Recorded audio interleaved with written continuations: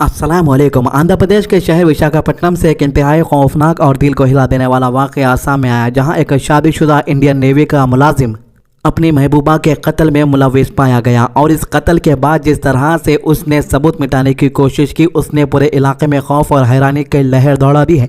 Police के मुताबिक यह वाक़या विशाखापट्टनम के गाजुवाका इलाके में पेश आया, जहां मुलजिम ने एक 28 साल के खातून को कत्ल करने के बाद उसकी लाश के टुकड़े कर दिए और उन टुकड़ों को मुख्तलिफ जगहों पर छुपाने और ख़त्म करने की कोशिश की।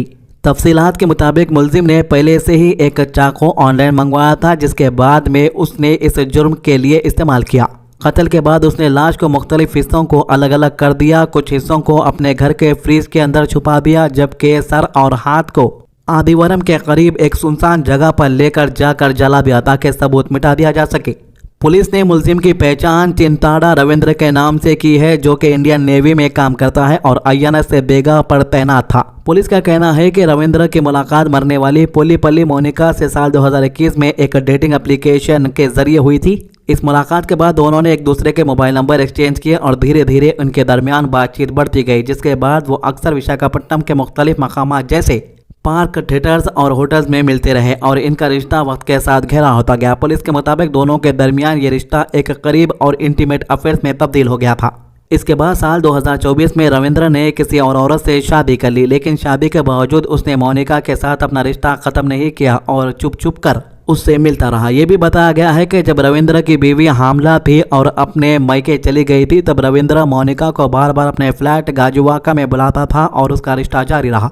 पुलिस के मुताबिक वक्त के साथ उनके दरमियान तनाज़ात पैदा होने लगे, खास तौर पर पैसे और रिश्ते के राज फाश करने की धमकियों पर। रविंद्र का कहना है कि मोनिका ने उसे तकरीबन 3.5 लाख रुपये लिए थे और वो उसे धमकी दे रही थी कि अगर उसने उसकी बात ना मानी तो इसके रिश्ते का राज उसकी बीवी को बता देगी। इसी वजह से दोनों के दरमियान अक्सर झगड़े होते रहते थे। वाक़े के दिन रविंद्र ने मोनिका को अपने फ्लैट पर बुलाया, जहां दोनों के दरमियान सख्त बहस हुई। पुलिस का कहना है कि इस बहस के दौरान रविंद्र ने गुस्से में आकर मोनिका का कत्ल कर दिया।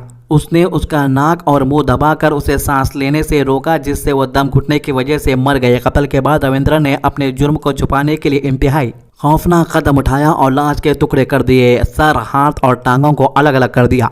इसके बाद उसने लाश के कुछ हिस्से जैसे कि टांगों और हिप का हिस्सा फ्रिज में रख दिया ताकि बाद में उन्हें डिस्पोज कर सके, जबकि सर और हाथ को वो अपनी गाड़ी में ले गया और आदिवारम के करीब एक सुनसान मकाम पर जला दिया ताकि सबूत मिट जाए। ये सारी कार्रवाई एक सोची समझी प्लानिंग के तहत की गई थी ताकि पुलिस को गुमराह किया जा सके। इस दौरान मोनिका के वालिदैन ने जब अपनी बेटी से राब्ता न होने पर तशवीश महसूस की तो उन्होंने पुलिस में उसकी गुमशुदगी की रिपोर्ट दर्ज करवाई। पुलिस ने तहकीकात शुरू की और मुख्तलिफ सबूत जमा करते हुए रविंद्र तक पहुंच गई। पुलिस ने वक्त पर एक्शन लेते हुए रविंद्र को गिरफ्तार कर लिया, जब वो बाकी लाश के हिस्सों को ठिकाने लगाने की कोशिश कर रहा था।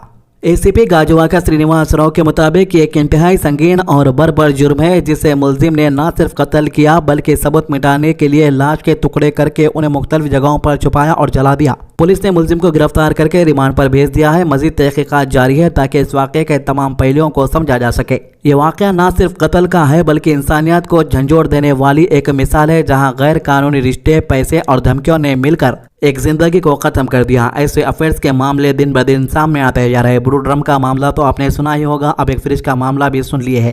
तो काफ़ी दिनों से सोशल मीडिया पे यह मामला सुर्खियों में बना हुआ था। इसकी तहकीकात जारी थी, जो भी डिटेल्स थी हमने आप तक पहुंचा दी है। अब आपसे रिक्वेस्ट है कि हमारे चैनल को सब्सक्राइब कीजिए और हमारे वीडियोस को ज़्यादा से ज़्यादा लोगों तक शेयर कीजिए। अल्लाह हाफिज़।